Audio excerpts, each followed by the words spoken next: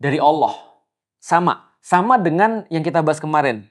Dengan orang-orang yang fans dengan Mama Gufron. Industri kebodohan. Jadi, mohon maaf nih, aku harus nyamain. Industri kebodohan. Kenapa aku katakan industri kebodohan? Karena gini, industri kebodohan itu adalah gimana caranya agar orang-orang yang dipimpin ini nggak pintar.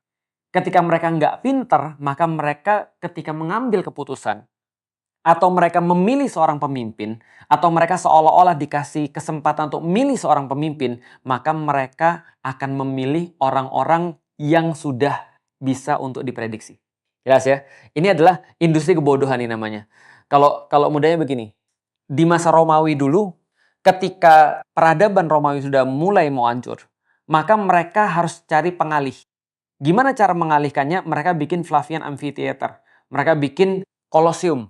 Mereka bikin pertunjukan.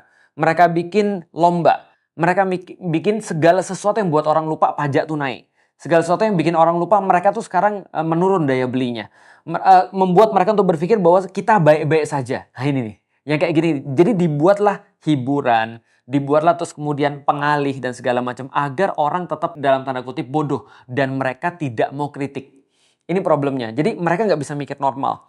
Jadi bagaimana caranya untuk melanjutkan kezoliman buat orang bodoh? Gamanya seperti itu. Misal ya, contoh ya.